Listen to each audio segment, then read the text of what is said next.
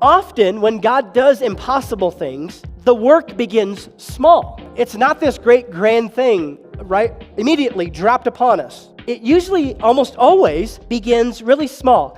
One broken man, one broken woman, a church who begins to realize how broken we are as a people. Whenever people get to this place where they recognize their brokenness, then God can begin to do the impossible, but it almost always starts really small. So I want to encourage us, just as a beginning place, that we need to start to prepare our hearts and minds to expect God to give us some impossible things that He wants to do. For God to lay some impossible things on our hearts, and I'm not talking about just as a church with program, I'm talking about you guys in your everyday life. That God wants to do some impossible things in you and through you. We need to start expecting that this is actually how the life of faith works out. That God wants to do some impossible things in your life. A calling for you, a future for you, a ministry for you, in your marriage, in your parenting, in your ability to connect with your neighbors. That God wants to do all kinds of amazing things that you would say, okay, if you told me I was going to do that, it's impossible. You say, well, when's that going to happen, Pastor Bob? Well, number one, I think it's already happening because I'm hearing some stories. But maybe for you, it's going to be in a few weeks. God will place something on your heart that seems impossible.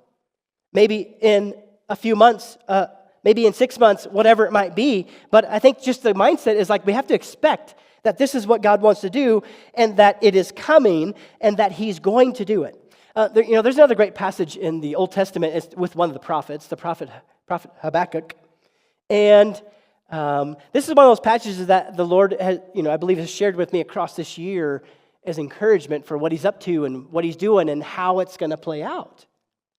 In Habakkuk, God was sharing with Habakkuk some similar things about, some impossible things that he was wanting to do.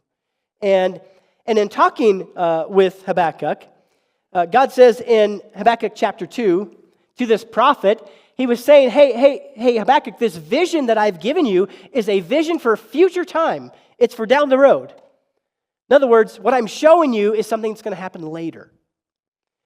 It describes the end. This vision describes not the end of time. It describes the end of this thing coming to pass when it's happened in all of its fullness. And I want you to know, Habakkuk, it will be fulfilled. Okay, it's going to happen.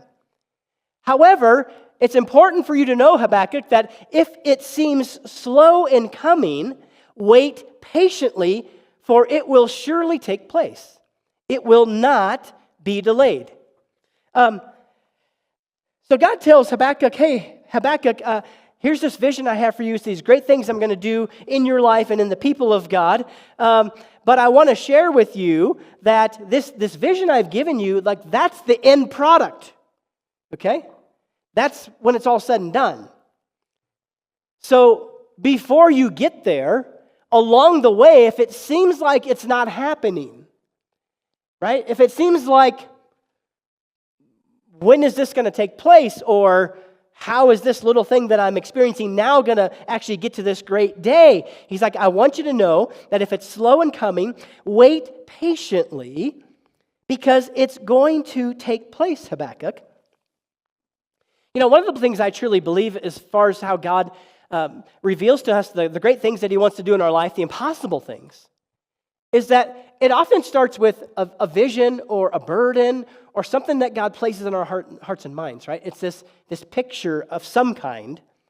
Maybe for you it's like, well, maybe it's a vision of like, hey, I've always wanted to do this, but I have no idea how I could ever do that. Or for me, I'm just longing for a career, so that I actually feel so fulfilled in. Like I can see God's activity in my career and what He's up to. Or maybe it's like, hey, I want my marriage to be like this kind of marriage, and yet I know it's not. The challenge is that God gives us a vision, or He can give us a picture of what He wants to do in our lives. But that's the end product. And so if God ever lays that on your heart, and He can and He will, if you are open to it and you seek these kind of things from Him, the reason why a vision like that might seem so impossible, again, let's just take the adoption story, and we become a church that's known for that. Why does that seem so impossible? Is because that's the vision for down the road, and we're here right now. We're here, we're like, nothing's happened yet. Or like, well, maybe one little thing happened, but we're nowhere near that picture of what God has promised to us. And the reason why is God doesn't accomplish the impossible all at once. The way that He almost always works it out is He calls us to put one foot in front of the other, one step of faith at a time, and then He begins to fulfill it, little by little, step by step. Someday in the future, the entire beautiful thing will come to pass, but today, God says, all I'm asking is for you to take one step of faith in that direction, and then you will be moving towards this great thing that I have for you. Listen to what else He says here about this idea of how does God do impossible things? Well, often it starts really small. He says, hey, if the realities of this vision seem slow in coming, I want you to wait patiently, for it's going to happen. In other words, as you're trusting God for whatever great thing He's going to do in your life, as you're trusting Him to do some impossible thing, He says, put one foot in front of the other, one step at a time. And if it seems like it's taking forever to come to pass, if it seems like you're never going to get there, it's never going to happen, He's like, I want you to wait patiently, because it will happen. It will come to pass. So what does it mean biblically to wait patiently? Well, biblically, waiting patiently is not a passive thing.